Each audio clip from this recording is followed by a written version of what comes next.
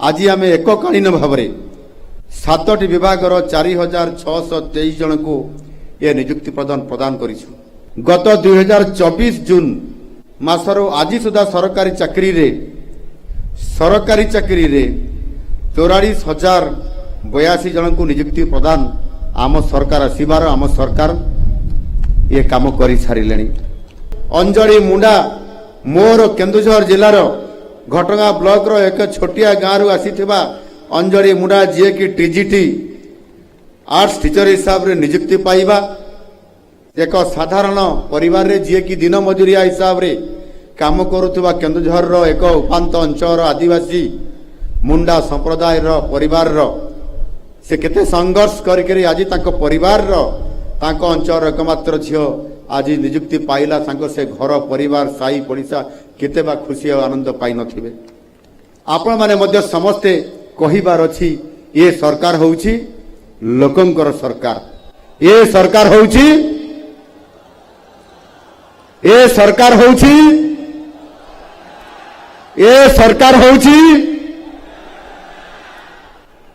माननीय केंद्र मंत्री आदिवासी व्यापार श्रीयुक्त जुएल ओराम महोदय, माननीय मंत्री पंचायत राज और पानीय जल ग्राम उन्नयन विभाग श्रीयुक्त रविनारायण नायक महोदय, माननीय मंत्री विद्यालय गणशिक्षा श्रीयुक्त नित्यानंद गंड महोदय, माननीय मंत्री मत्स्य प्राणी संपद विकास और एमएसएमई विभाग श्रीयुक्त गोकुलानंद मल्लिक महोदय, माननीय मंत्री शिल्प दक्षता विकास वैषयिक शिक्षा श्रीयुक्त संपत चंद्र स्वाई महोदय,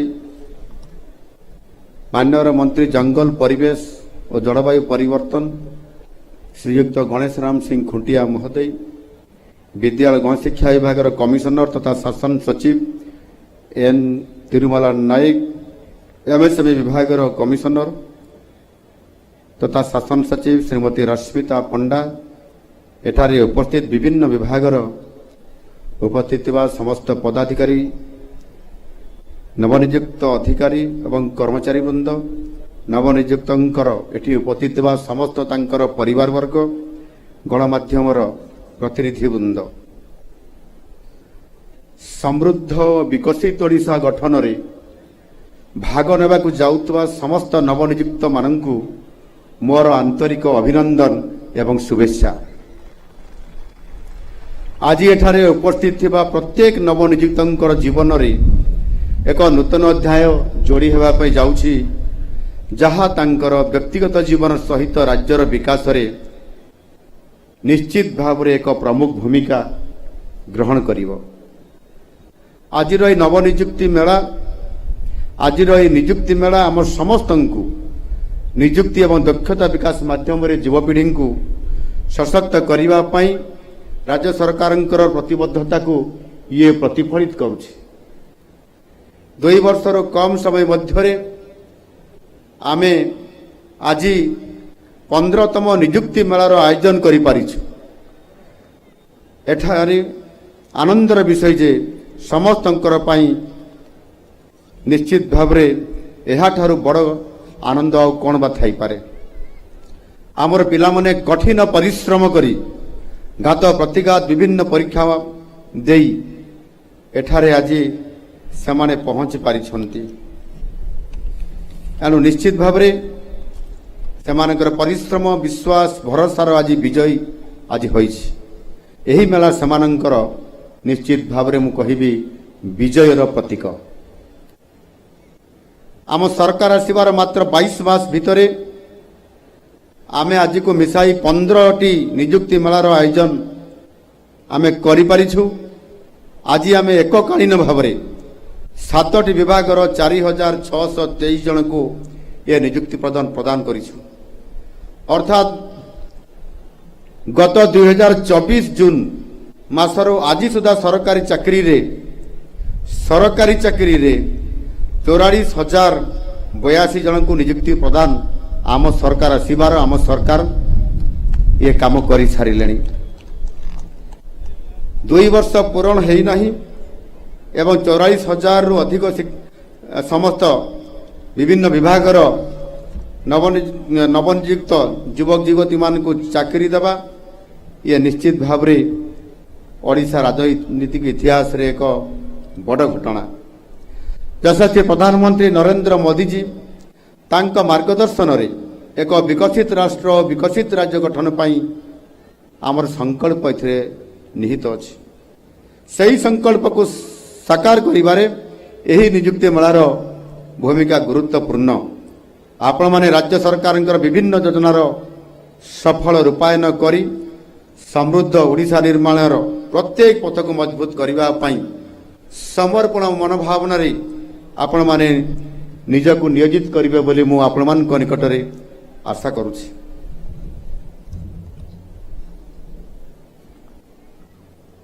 ये सरकारी व्यवस्था व्यतिरेक जदि आमे आहुरी नियुक्तिर कथा कहिबा ताहले निश्चित भाव में एथिरे बेसरकारी स्तर रे मध्य एवं विशेष करी आमे जदि शिल्प विभाग गुड़ी को ऊपर फोकस करिबा शिल्प विभाग रे ताहले गत 22 मास मध्य अनेक योग्य युवक युवती मानकु एथिरे नियुक्ति आम सरकार ए नियुक्ति प्रक्रिया माध्यम रे कराइछंती एवं समानंकर संख्या भी कम नुह। समानंकर संख्या होउछि 92,000 रु अधिक। आज आम सरकार आसबार 22 मास मध्य 92,000 रु अधिक युवक युवती को आमे शिल्प विभाग रे एवं अन्य विभाग रे आज समान को नियुक्ति प्रदान करिबारे आम सरकार प्रत्यक्ष भाव में एथिरे नियुक्ति माध्यम रे करिबारे सक्षम होई पारिछंती।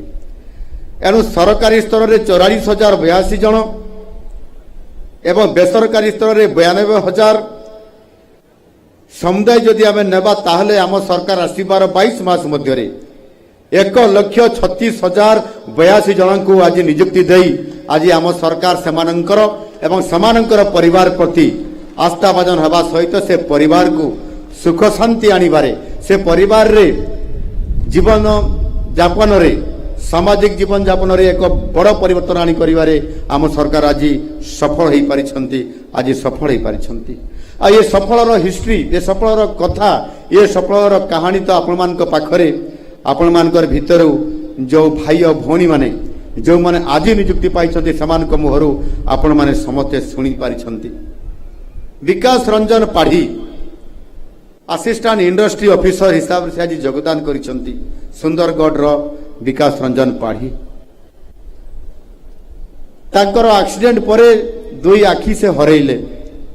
दिव्यांग हेकरी भी पाठ पढ़िबार इच्छा अभिलाष को रखिथिबा कारणरू इच्छा शक्ति आगरे सबू हार मारे ए कथा को से प्रमाणित करी आज से असिस्टेंट इंडस्ट्री ऑफिसर हिसाब रे ओडिशा सरकार जगदबा गोटे बहुत बड़ कथा तांको पाई बहुत जोरदार करताली दबा पाई मु आपण मानको समस्त को आह्वान करुछि।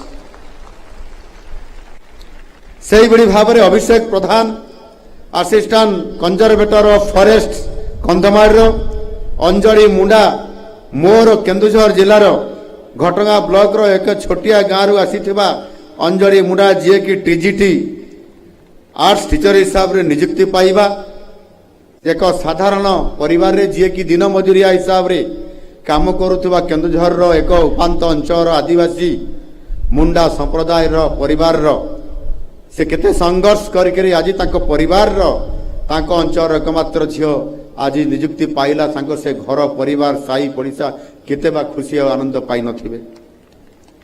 सही बड़ी भाव में तपस्विनी प्रियदर्शिनी माइनिंग ऑफिसर भावे खर्दा आज से एठी आपण मानकर पाखरे तांकर मर्तव्य से रिमार्क्स देले। मोर केन्दुझर जिले में प्रतिष्ठित थिबा से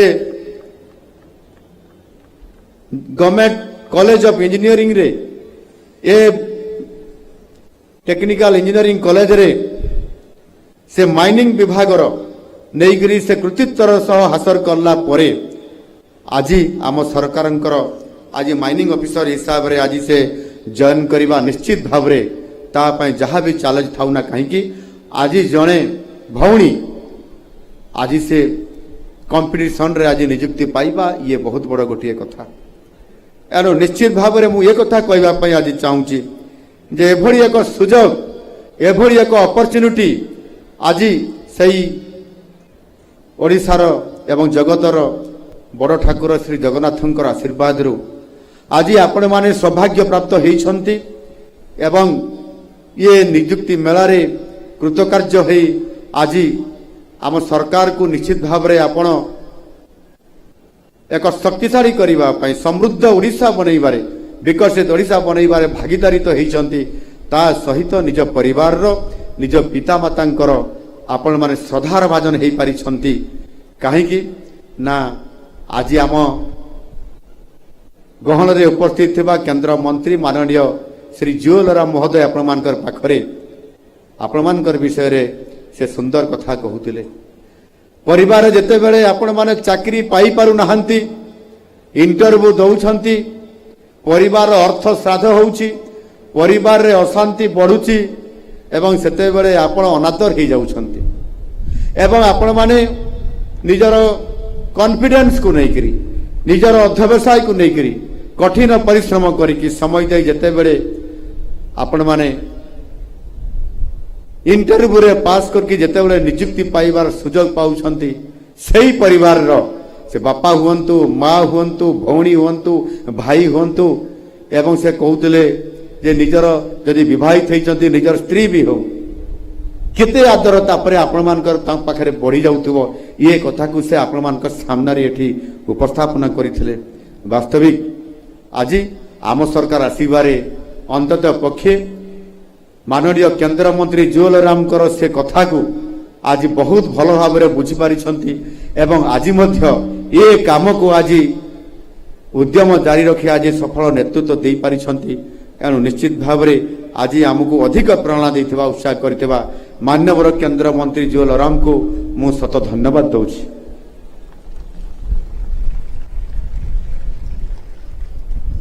आज एठी ये नियुक्ति 15तम नियुक्ति मेलारे आज आम एठी 4623 जन को आज नियुक्ति प्रदान करलु ए भव्य परिवेश आपण माने समस्त एठी आनंद रे उपस्थित मध्य अछंती एवं पाग भी अनुकूल अछि एवं पवन टिके बहुची मान्यवर एठी उपस्थित मंत्री माने कहउतिले ये पवन बहिलाणी काले वर्षा हब कि बोली वर्षा हेले तो आहुरी शुभंकर एणु निश्चित भाव में एभली एक ये मनज्ञ परिवेश भितर आज ये नियुक्ति मेला एवं 4723 जन को आज आम सरकार 15तम नियुक्ति मेला रे आज ये कार्यक्रम मोर मने पड़ुछि ठीक सही बड़ी भाव में अक्टोबर मास 5 तारीख 2024 मसीह आपण माने पेपर देखिथिबे आपण माने सेते बळे बोधे निश्चित भाव में किए ट्रेनिंग नौथिबे कि किए प्रस्तुति करुथिबे कि किए पाठ पढुथिबे एवं 2024 मसीहार अक्टोबर 5 तारीख रे मध्य गोटे बड़ नियुक्ति मेला एठी देखिबा पाई मिलिथिला आउ सेथिरे संपूर्ण भाव में किछि विभाग सहित शिक्षा विभागर शिक्षक नियुक्ति तांकर संख्या बहुत अधिक थिला और तांकर संख्या थिला 16,009 जन शिक्षक शिक्षयित्री को नियुक्ति यही पड़िया कलिंग स्टाडियम रे ये नियुक्ति मेला प्रदान होता से 16,009 जन भितर हुए तो केते जन उच्च पदस्थ चाकरी पाइला पर से किए कुआडे चली जाइछंती किंतु सेमानक भितर जो संख्या आज भी अछंती 13,000 रु अधिक सेमानकु आमे निकटरे जो स्कीमेटिक टीचर हिसाब से सामने नियुक्ति पाइथिले सेमानकु आमे मध्य आज रेगुलर करि दैछु सेमाने आउ ठिका नियुक्ति बा स्कीमेटिक नियुक्ति रे नाहंती समस्त को धीरे धीरे आमे रेगुलर करि पारुछु एनु निश्चित भाव रे सेमानकर भविष्यत सहित सेमानकु भल शिक्षक हेबार ये अवसर निश्चित भाव रे आज आम सरकार देवा पे जाउछंती शासन प्रशासन व्यवस्था रे सरकारी अधिकारी माने सबुठार गुरुत्वपूर्ण भूमिका ये निर्वाह करिथांती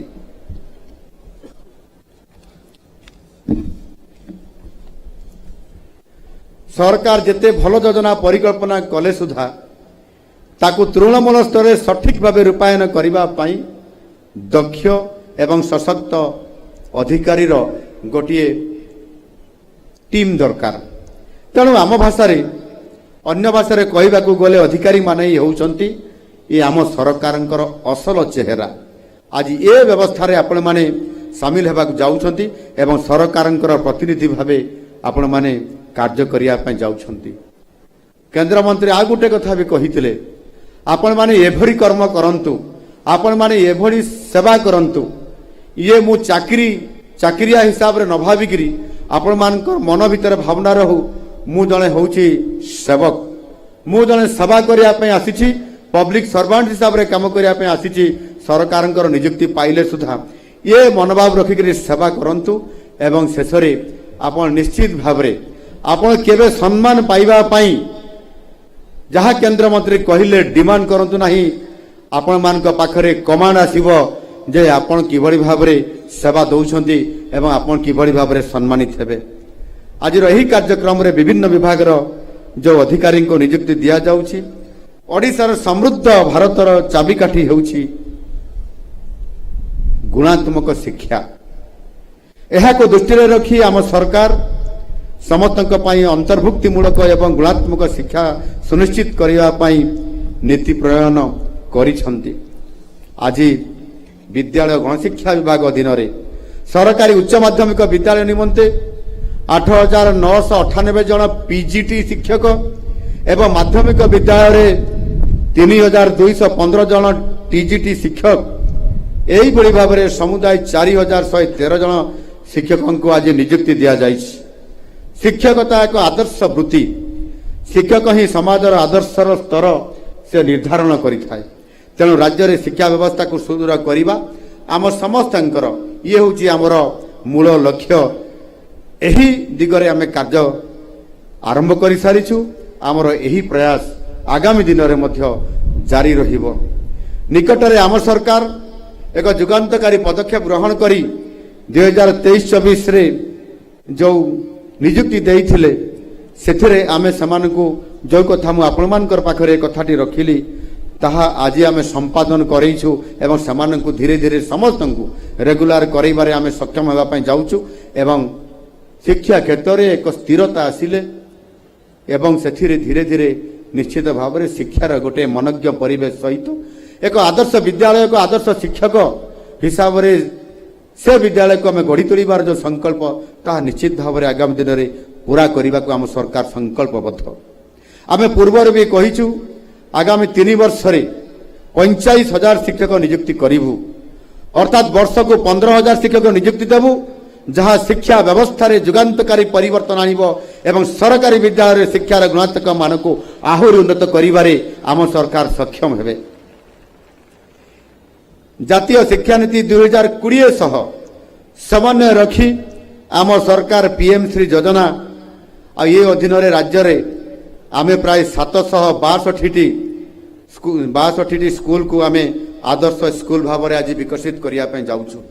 ଗ୍ରାମ ପଞ୍ଚାୟତ ସ୍ତରରେ ଗୋଟିଏ ଗୋଟିଏ ଆଦର୍ଶ ପ୍ରାଥମିକ ବିଦ୍ୟାଳୟ ବିକଶିତ କରିବାର ଲକ୍ଷ୍ୟ ଏ ଯୋଜନା ଆମ ସରକାର ଆଜି ରଖିଛନ୍ତି।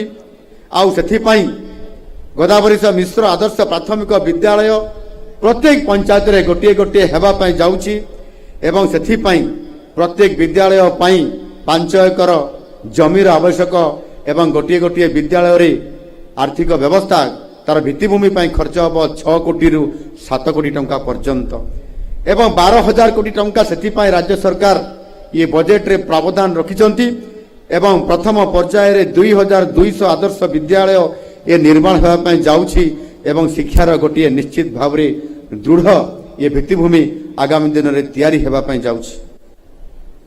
ସେହିଭଳି ଭାବରେ ଆଜି ଆମେ ଆମର ଯେଉଁ ST/SC ବିଭାଗ ଅଧୀନରେ ଥିବା ବିଭିନ୍ନ ଆପଣଙ୍କର ହାଇସ୍କୁଲ ଗୁଡ଼ିକ ସେଗୁଡ଼ିକରେ ମଧ୍ୟ ଆମେମାନେ ସେ ବିଦ୍ୟାଳୟ ଗୁଡ଼ିକୁ ଅପଗ୍ରେଡେସନ କରୁଛୁ, ଯେଉଁଥିରେ କି ଯେଉଁ ପିଲାଟି 10ମ ଶ୍ରେଣୀ ପାସ୍ କରଲା ପରେ ସିଏ ଦ୍ୱାଦଶ ଶ୍ରେଣୀ ପର୍ଯ୍ୟନ୍ତ ଅର୍ଥାତ୍ +2 ଲେଭେଲ ପର୍ଯ୍ୟନ୍ତ ପାଠ ପଢ଼ିବା ପାଇଁ ସେହି ବିଦ୍ୟାଳୟରେ ହିଁ ସେ ଆପଣଙ୍କର ପାଠ ପଢ଼ିବାର ସୁଯୋଗ ଇଏ ପାଉଛି। ଏଣୁକରି ସମ୍ପୂର୍ଣ୍ଣ ଭାବରେ ସରକାରୀ ଖର୍ଚ୍ଚରେ ତାଙ୍କୁ ମଧ୍ୟ ଆମେ ପାଠ ପଢ଼ାଇବା ପାଇଁ ଏବଂ ଯେଉଁଠି ଓଡ଼ିଶାର ଉପାନ୍ତ ଅଞ୍ଚଳ ଅଛି, ଆଦିବାସୀ ଅନୁସୂଚିତ ଜନଜାତି ଅଞ୍ଚଳ ଅଛି, ଯେଉଁଠି ପଛୁଆ ଅଞ୍ଚଳ ଅଛି, ସେ ଅଞ୍ଚଳମାନଙ୍କରେ ଆମ ପିଲାମାନଙ୍କୁ ସେମାନଙ୍କୁ +2 ଲେଭେଲ ପର୍ଯ୍ୟନ୍ତ ସରକାରୀ ସ୍ତରରେ ସମ୍ପୂର୍ଣ୍ଣ ନିଃଶୁଳ୍କରେ ପାଠ ପଢ଼ାଇବାର ଇଏ ବ୍ୟବସ୍ଥା ମଧ୍ୟ ଆଜି ଆମ ସରକାର ନିରନ୍ତର ଭାବେ କାମ କରି ସେମାନଙ୍କୁ ପାଠ ପଢ଼ାରେ ପୂର୍ଣ୍ଣ ଶିକ୍ଷିତ କରିବା ପାଇଁ ଏ ଯୋଜନା ରଖିଛନ୍ତି। ପ୍ରଧାନମନ୍ତ୍ରୀ ପୋଷଣ ଯୋଜନା ଓ ମୁଖ୍ୟମନ୍ତ୍ରୀ ପୋଷଣ ଯୋଜନାର ସମନ୍ୱୟରେ ସରକାରୀ ଏବଂ ଅନୁଦାନ ପ୍ରାପ୍ତ ବିଦ୍ୟାଳୟଗୁଡ଼ିକର ନବମ ଏବଂ ଦଶମ ଶ୍ରେଣୀରେ ଅନୁଦାନ ଶ୍ରେଣୀର ଛାତ୍ରଛାତ୍ରୀମାନଙ୍କର ପାଇଁ ମଧ୍ୟାହ୍ନ ଭୋଜନର ଏ କାର୍ଯ୍ୟକ୍ରମକୁ ଆମେ ଆଜି ବିସ୍ତାର କରିଛୁ। ଆଗରୁ କେବଳ ଅଷ୍ଟମ ଶ୍ରେଣୀ ପର୍ଯ୍ୟନ୍ତ ମଧ୍ୟାହ୍ନ ଭୋଜନର ବ୍ୟବସ୍ଥା ଥିଲା। ସେହି ବିଦ୍ୟାଳୟରେ ମଧ୍ୟ ପାଠ ପଢ଼ୁଥିବା ନବମ ଦଶମ ଶ୍ରେଣୀର ପିଲାମାନଙ୍କୁ ସେଥିରେ ବଞ୍ଚିତ କରାଯାଉଥିଲା। ସେମାନଙ୍କ ମନରେ ଭାବନା ଆସୁଥିଲା ଯେ ଆମେ କି ଦୋଷ କଲୁ ଯେ ସରକାର ଆମକୁ ମଧ୍ୟାହ୍ନ ଭୋଜନର ବ୍ୟବସ୍ଥା କଲେ ନାହିଁ ଏବଂ ଏଇଭଳି ଭାବେ ଆମେ ଭୋକରେ ରହିବୁ। ଏ କଥାକୁ ଆମ ସରକାର ବୁଝିପାରିଲେ, ଏ କଥାକୁ ଆମ ଏ ଗଣଶିକ୍ଷା ବିଭାଗର ମନ୍ତ୍ରୀ ବୁଝିପାରିଲେ ଏବଂ ଦିନେ ସେ ଆସି ମୋତେ କହିଲେ, ମାନ୍ୟବର ମୁଖ୍ୟମନ୍ତ୍ରୀ ମହୋଦୟ, ଆମେ ନବମ ଶ୍ରେଣୀ ଓ ଦଶମ ଶ୍ରେଣୀ ପିଲାମାନଙ୍କୁ ମଧ୍ୟ ମଧ୍ୟାହ୍ନ ଭୋଜନ ଦେବାର ବ୍ୟବସ୍ଥା କରିବା। ସଙ୍ଗେ ସଙ୍ଗେ ମୁଁ ୟେସ୍ କହିଲି ଏବଂ ତାହା ମଧ୍ୟ ଆଜି କାର୍ଯ୍ୟକାରୀ ହେବାରେ ଲାଗିଛି। ଶିକ୍ଷା କ୍ଷେତ୍ରରେ ବିକାଶ କରିବା ହେଉଛି ଆମର ହେଉଛି ପ୍ରାଥମିକତା। ବିଶ୍ୱସ୍ତରୀୟ ଶିକ୍ଷା ଭିତ୍ତିଭୂମିର ନିର୍ମାଣ ସହ ଗୁଣାତ୍ମକ ଶିକ୍ଷା ପ୍ରଦାନ କରି ଛାତ୍ରଛାତ୍ରୀମାନଙ୍କର ପାଇଁ ସ୍ୱର୍ଣ୍ଣିମ ଭବିଷ୍ୟତ ନିର୍ମାଣ କରିବା ହେଉଛି ଆମ ସମସ୍ତଙ୍କର ମୂଳ ଲକ୍ଷ୍ୟ। ଆଜି ଆମେ ମତ୍ସ୍ୟ ପ୍ରାଣୀ ସମ୍ପଦ ବିଭାଗ ଅଧୀନରେ ପ୍ରାଣୀ ଚିକିତ୍ସା ଅଧିକାରୀଙ୍କୁ ନିଯୁକ୍ତି ଦେଇଛୁ। ଏହି ଅବସରରେ ମୁଁ ଆପଣମାନଙ୍କୁ ଲୋକସେବା କ୍ଷେତ୍ରକୁ ସ୍ୱାଗତ କରିବା ପାଇଁ ହାର୍ଦ୍ଦିକ ଅଭିନନ୍ଦନ ଏବଂ ଶୁଭେଚ୍ଛା ଜ୍ଞାପନ କରୁଛି। ଗ୍ରାମାଞ୍ଚଳ ଲୋକଙ୍କୁ ଜୀବିକା ଯୋଗାଇବା ଓ ସେମାନଙ୍କର ଆର୍ଥିକ ଉନ୍ନତି ପାଇଁ ପ୍ରାଣୀ ସମ୍ପଦ ଏକ ଉପଯୁକ୍ତ କ୍ଷେତ୍ର। କ୍ଷୁଦ୍ର ନାମମାତ୍ର ଚାଷୀ କୃଷି ଶ୍ରମିକ ଶ୍ରେଣୀର ଲୋକେ ପ୍ରାଣୀ ପାଳନ ମାଧ୍ୟମରେ ସେମାନଙ୍କର ଆୟକୁ ବୃଦ୍ଧି କରିବା ସହିତ ସେମାନଙ୍କର ପରିବାରକୁ ସେମାନେ ତାଙ୍କର ଦୈନନ୍ଦିନ ଜୀବନରେ ସୁଧାର ଆଣିବା ପାଇଁ ବହୁତ କଷ୍ଟ ସ୍ୱୀକାର କରିକରି ସେମାନେ କାମ କରିଥାନ୍ତି। ରାଜ୍ୟର ଦୁଗ୍ଧ ଉତ୍ପାଦନକୁ ବୃଦ୍ଧି କରିବା ପାଇଁ ମୁଖ୍ୟମନ୍ତ୍ରୀ କାମଧେନୁ ଯୋଜନା ଇଏ ପ୍ରଣୟନ ଆଜି ଆମ ସରକାର କରିଛନ୍ତି। ପ୍ରାଣୀମାନଙ୍କର ସବସିଡି ଯୁକ୍ତ ବୀମା କଭରେଜ ଉପରେ ଧ୍ୟାନ ମଧ୍ୟ ଆମ ସରକାର ଦେଉଛନ୍ତି ଏବଂ ଏକ ମିଶନ ମୋଡରେ ଦୁଗ୍ଧ ଉତ୍ପାଦନ ବୃଦ୍ଧି କରିବାର ଲକ୍ଷ୍ୟ ରଖାଯାଇଛି। ପ୍ରାଣୀ ସମ୍ପଦ ସମୃଦ୍ଧି ଯୋଜନା ପ୍ରସ୍ତୁତ କରାଯାଇଛି। ପଶୁ ସ୍ୱାସ୍ଥ୍ୟ ସେବା ମୋବାଇଲ ପ୍ରାଣୀ ଚିକିତ୍ସାଳୟକୁ ଆହୁରି ମଜବୁତ କରିବା ପାଇଁ ଗୋମାତା ଯୋଜନା ମଧ୍ୟ ଆମ ସରକାର ପ୍ରଣୟନ କରିଛନ୍ତି। ଏଣୁ ନିଶ୍ଚିତ ଭାବରେ ରୁଗ୍ଣ ତଥା ବୁଲା ଗାଈ ଗୋରୁମାନଙ୍କର ସାମଗ୍ରିକ କଲ୍ୟାଣରେ ଉନ୍ନତି ଆଣିବା ଏବଂ ରାଜ୍ୟ ସରକାର ରାଜ୍ୟରେ ପଶୁମାନଙ୍କର ଯତ୍ନ ପରିଚାଳନା ପ୍ରତି ଅଧିକ ଦୟାଳୁ ଏବଂ ଦାୟିତ୍ୱବାନ ଆଭିମୁଖ୍ୟ ଗ୍ରହଣ କରିବା ପାଇଁ ଏକ ନୂତନ ଯୋଜନା ମୁଖ୍ୟମନ୍ତ୍ରୀ ପ୍ରାଣୀ କଲ୍ୟାଣ ଯୋଜନା ମଧ୍ୟ ପ୍ରଣୟନ କରିଛନ୍ତି। ମୁଁ ଆଶା କରୁଛି ମତ୍ସ୍ୟ ପ୍ରାଣୀ ସମ୍ପଦ ବିକାଶ ବିଭାଗର ନୂତନ ଭାବେ ନିଯୁକ୍ତି ପାଉଥିବା 70 ଜଣ ପ୍ରାଣୀ ଚିକିତ୍ସା ଅଧିକାରୀ ମାନେ ଆମ ସରକାରଙ୍କର ଆଭିମୁଖ୍ୟକୁ ଦୃଷ୍ଟିରେ ରଖି ନିଶ୍ଚିତ ଭାବରେ ସେମାନେ ତାଙ୍କର ଶ୍ରେଷ୍ଠ ପ୍ରତିପାଦନ କରିପାରିବେ। ଓଡ଼ିଶାର ଅର୍ଥନୀତି ନିଯୁକ୍ତି ଉତ୍ପାଦନ ରପ୍ତାନି ବଜାର ସଂଯୋଗୀକରଣ ଜିଡିପି ଅଭିବୃଦ୍ଧି ଏବଂ ବିକାଶରେ ଅଣୁ କ୍ଷୁଦ୍ର ମଧ୍ୟମ ଉଦ୍ୟୋଗ ଏମ୍ଏସ୍ଏମ୍ଇ କ୍ଷେତ୍ରରେ ଉଲ୍ଲେଖନୀୟ ଅବଦାନ ରହିଛି। କୃଷି ପରେ ସର୍ବାଧିକ ନିଯୁକ୍ତି ଏମ୍ଏସ୍ଏମ୍ଇ କ୍ଷେତ୍ରରେ ମଧ୍ୟ ଆଜି ସୃଷ୍ଟି ହୋଇଛି। ବିକଶିତ ଭାରତ 2047 ଏବଂ ସମୃଦ୍ଧ ଓଡ଼ିଶା 2036 ନିର୍ମାଣରେ ଏମ୍ଏସ୍ଏମ୍ଇ କ୍ଷେତ୍ର କ୍ରାନ୍ତିକାରୀ ଭୂମିକା ଇଏ ନିଶ୍ଚିତ ଭାବରେ ଆଗାମୀ ଦିନରେ ଗ୍ରହଣ କରିବା ପାଇଁ ଯାଉଛି। ଅଣୁ କ୍ଷୁଦ୍ର ଓ ମଧ୍ୟମ ଉଦ୍ୟୋଗ ବିଭାଗରେ ନୂତନ ଭାବେ ନିଯୁକ୍ତି ପାଉଥିବା 140 ଜଣ ଇଏ ସହକାରୀ ଶିକ୍ଷକ ଅଧିକାରୀମାନେ ନିଷ୍ଠାର ସହିତ କାର୍ଯ୍ୟ କରିବେ ବୋଲି ମୋର ଦୃଢ଼ ଆଶା ଏବଂ ବିଶ୍ୱାସ। ଏହି ଅଧିକାରୀମାନେ ବିଭିନ୍ନ ଯୋଜନା ଏବଂ ନୀତି କାର୍ଯ୍ୟକାରୀ କରି ଏମ୍ଏସ୍ଏମ୍ଇ କ୍ଷେତ୍ରକୁ ଅଧିକ ଲୋକାଭିମୁଖୀ କରିବାରେ ଏମାନେ ନିଶ୍ଚିତ ଭାବରେ ସହାୟକ ହେବେ ଏବଂ ସେଥିପାଇଁ ମଧ୍ୟ ଆମେ ଏ ଏମ୍ଏସ୍ଏମ୍ଇ ସେକ୍ଟରକୁ ଅଧିକ ଗୁରୁତ୍ୱ ପ୍ରଦାନ କରିକିରି ଗତ ଜାନୁଆରୀ ମାସର 28 ତାରିଖରେ 2026 ମସିହାର ଆମେ ରାଉରକେଲାର ଆମର ଯେଉଁ ହକି ଷ୍ଟାଡିୟମରେ ସେହି ପରିସର ଭିତରେ ମଧ୍ୟ ଆମେ ଏକ ନିଯୁକ୍ତି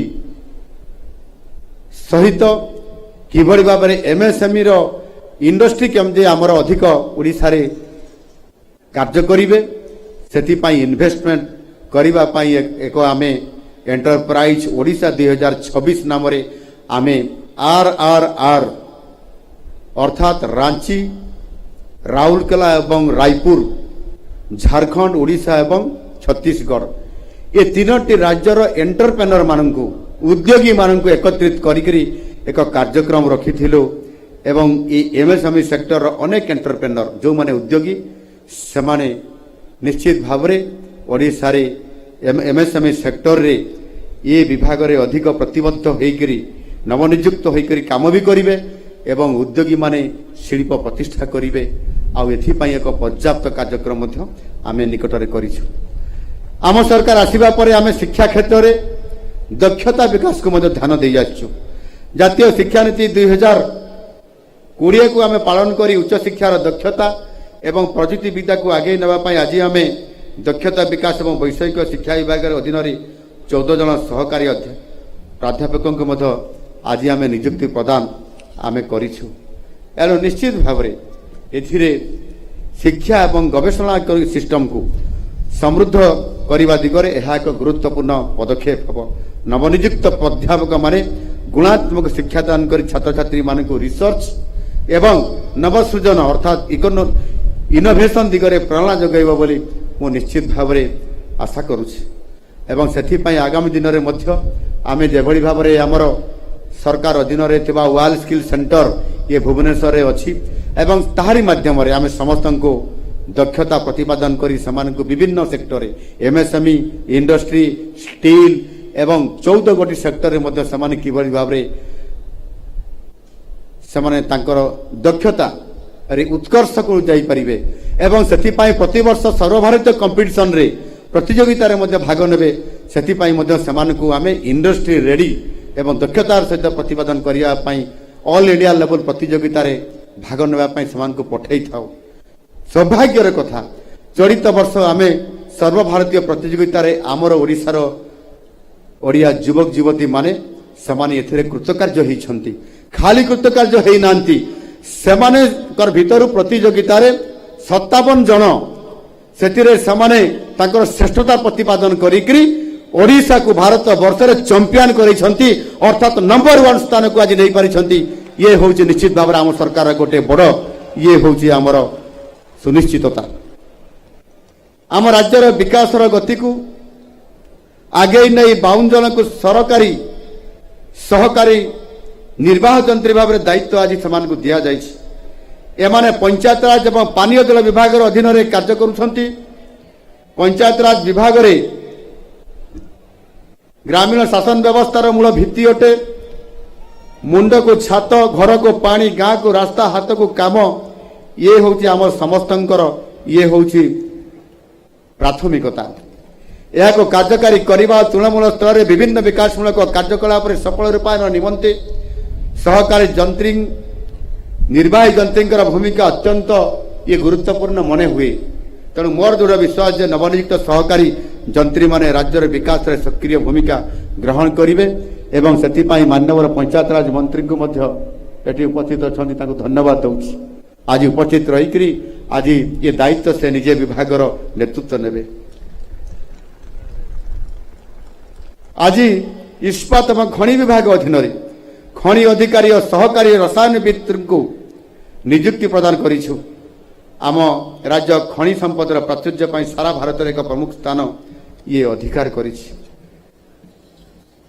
ଏହି ସମସ୍ତ ଖଣିଜ ସମ୍ପଦର ଉଚିତ ମାନ ନିରୂପଣ ଦ୍ୱାରା ଉପଯୁକ୍ତ ରାଜସ୍ୱ ସଂଗ୍ରହ କରିବାରେ ଖଣି ଓ ଭୂତତ୍ତ୍ୱ ନିର୍ଦ୍ଦେଶାଳୟ ଅଧୀନରେ ପରିଚାଳିତ ରାସାୟନିକ ଗବେଷଣାଗାର ଗୁଡ଼ିକର ଭୂମିକା ଆଜି ଦିନରେ ବେଶ ଗୁରୁତ୍ୱପୂର୍ଣ୍ଣ ମନେ ହୁଏ।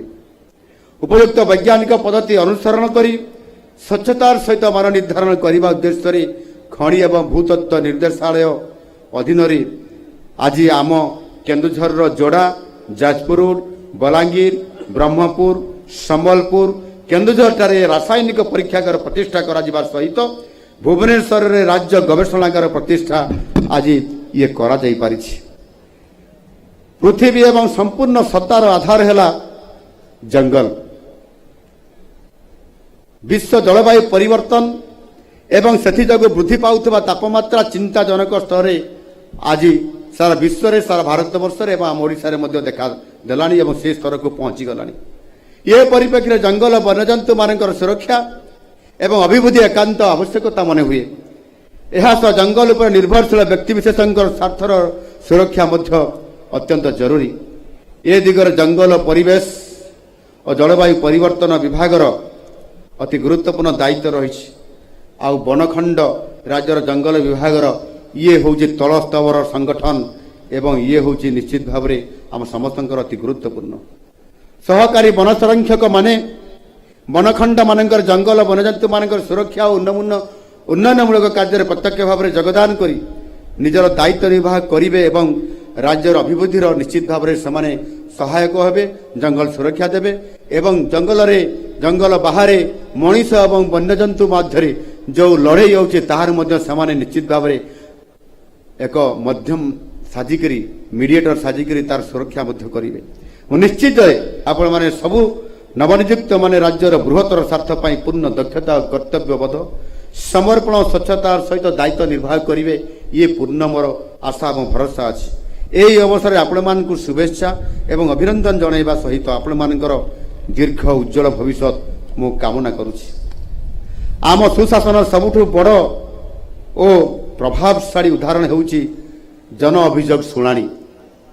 ଏ ଜନ ଅଭିଯୋଗ ଶୁଣାଣି ଦୀର୍ଘ ଦିନରୁ ବନ୍ଦ ହୋଇ ପଡ଼ିଥିବା ଏବଂ ଅଭିଯୋଗ ଶୁଣାଣି କାର୍ଯ୍ୟକ୍ରମ ଆମ ସରକାର ଆଣିବା ପରେ ତୁରନ୍ତ ଏହାକୁ କାର୍ଯ୍ୟକାରୀ କରାଗଲା। ସାଧାରଣ ପ୍ରଶାସନ ବିଭାଗର ସାଧାରଣ ଲୋକ ଏ ବିଭାଗ ଅଧୀନରେ ଅନୁଭବ କରୁଥିବା ଏବଂ ଏ ବିଭାଗ ମୋ ଅଧୀନରେ ଥିବା ଏବଂ ଆଜି ନିଶ୍ଚିତ ଭାବରେ ସାଧାରଣ ଲୋକ ଆଜି ଅନୁଭବ କରୁଛନ୍ତି ଯେ ଏ ସରକାର ହେଉଛନ୍ତି ପ୍ରକୃତରେ ଲୋକଙ୍କର ସରକାର। ଆପଣମାନେ ମଧ୍ୟ ଏହି ଭାବନାକୁ ଆଗେଇ ନେବାର ଅଛି। ଆପଣମାନେ ମଧ୍ୟ ସମସ୍ତେ କହିବାର ଅଛି ଏ ସରକାର ହେଉଛି ଲୋକଙ୍କର ସରକାର। ଏ ସରକାର ହେଉଛି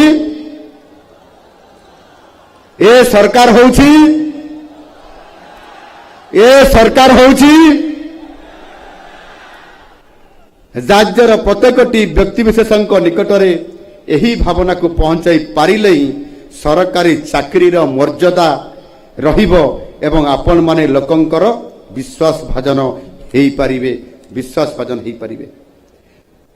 ସମସ୍ତ ନବନିଯୁକ୍ତ ମୋର ସମସ୍ତ ଅଧିକାରୀ ବୃନ୍ଦ, ସମସ୍ତ ମୋର ଭାଇ ଭଉଣୀମାନେ, ଆଜିର ଏହି ଅବସରରେ ମୁଁ ସମସ୍ତଙ୍କୁ କିଛି ପରାମର୍ଶ ଦେବି।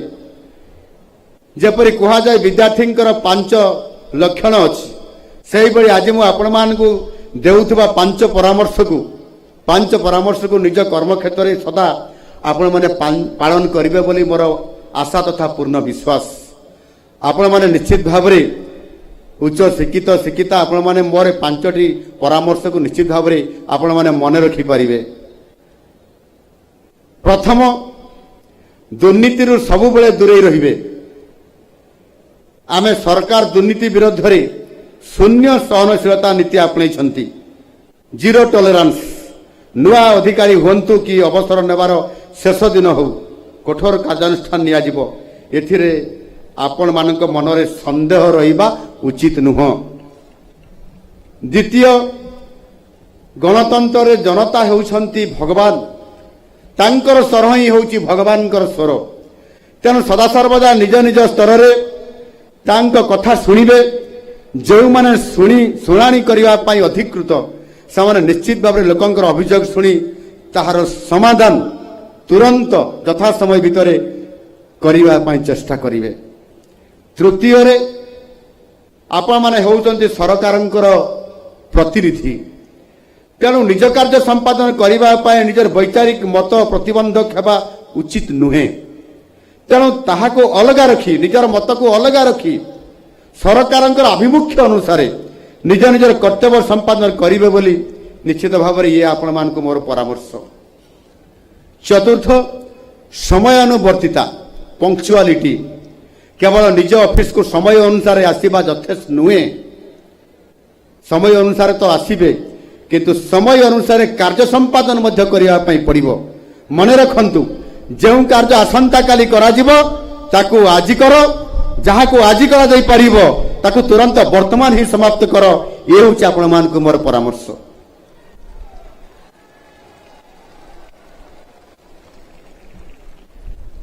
ଆଉ ଶେଷରେ ହେଉଛି ପଞ୍ଚମରେ, କାର୍ଯ୍ୟକ୍ଷେତ୍ରରେ ଏପରି ଆଚରଣ କରନ୍ତୁ ନାହିଁ ଯାହାଫଳରେ ନିଜେ ବଦନାମ ହେବା ସହିତ ସରକାର ବି ବଦନାମ ହେବାର ଆଶଙ୍କା ରହିଛି।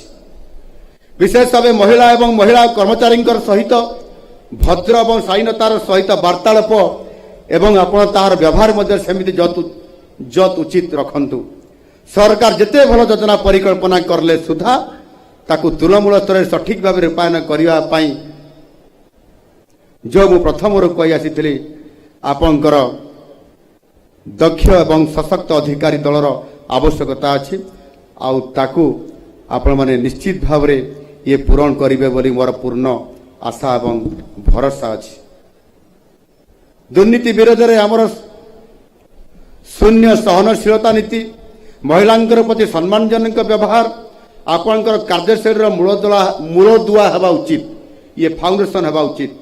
ଓଡ଼ିଶା ଆଜି ବିକଶିତ ଭାରତର ଏକ ଶକ୍ତିଶାଳୀ ଇଞ୍ଜିନ ହେବାକୁ ଯାଉଛି ଏବଂ ଏହି ଯାତ୍ରାରେ ଆପଣମାନଙ୍କର ଅବଦାନ ଇତିହାସରେ ସ୍ୱର୍ଣ୍ଣାକ୍ଷରରେ ଲିପିବଦ୍ଧ ହୋଇକି ରହିବ ଏବଂ ଆଜିର ଦିନଟି ମଧ୍ୟ ଆପଣମାନଙ୍କର ପାଇଁ, ଆପଣମାନଙ୍କର ପରିବାରବର୍ଗଙ୍କ ପାଇଁ, ଆପଣମାନଙ୍କର ସାଙ୍ଗସାଥିମାନଙ୍କର ପାଇଁ, ଆପଣମାନଙ୍କର ଟିଚରମାନଙ୍କର ପାଇଁ ଏବଂ ସର୍ବୋପରି ଆପଣମାନେ ଭଲ ପାଉଥିବା ସମସ୍ତ ସରକାରଙ୍କର ବିଭିନ୍ନ ବିଭାଗର ଅଧିକାରୀମାନଙ୍କର ପାଇଁ ନିଶ୍ଚିତ ଭାବରେ ଏକ ସ୍ମରଣୀୟ ହୋଇକରି ରହିବ। ଓଡ଼ିଶା ଆଜି ବିକଶିତ ଭାରତର ଏକ ଶକ୍ତିଶାଳୀ ଇଞ୍ଜିନ ହେବାକୁ ଯାଉଛି ଏବଂ ଏହି ଯାତ୍ରାରେ ଆପଣମାନଙ୍କର ଅବଦାନ ନିଶ୍ଚିତ ଭାବରେ ଇତିହାସରେ ସ୍ୱର୍ଣ୍ଣାକ୍ଷରରେ ଲିପିବଦ୍ଧ ହୋଇକରି ରହିବ। ଆପଣଙ୍କର ଉଜ୍ଜଳ ଭବିଷ୍ୟତ କାମନା କରିବା ସହ ଆପଣମାନଙ୍କର ପରିବାରବର୍ଗଙ୍କୁ ଯେଉଁମାନେ ଏଠି ଉପସ୍ଥିତ ଅଛନ୍ତି ଏବଂ ଯେଉଁମାନେ ବି ଆଜି ଏଠି ଉପସ୍ଥିତ ନାହାନ୍ତି, ମୁଁ ସମସ୍ତଙ୍କୁ ନିଶ୍ଚିତ ଭାବରେ ଅନେକ ଅନେକ ଶୁଭେଚ୍ଛା ଏବଂ ଧନ୍ୟବାଦ ଦେଉଛି। ଆସନ୍ତୁ ଆମେ ସମସ୍ତେ ମିଶି ଏକ ଶକ୍ତିଶାଳୀ, ସମୃଦ୍ଧ ଏବଂ ଗୌରବମୟ ଓଡ଼ିଶା ଗଠନ କରିବା। ସମସ୍ତଙ୍କୁ ବହୁତ ବହୁତ ଧନ୍ୟବାଦ। ଜୟ ଜଗନ୍ନାଥ। ଭାରତ ମାତା କି ଜୟ। ବନ୍ଦେ ଉତ୍କଳ ଜନନୀ। ଧନ୍ୟବାଦ।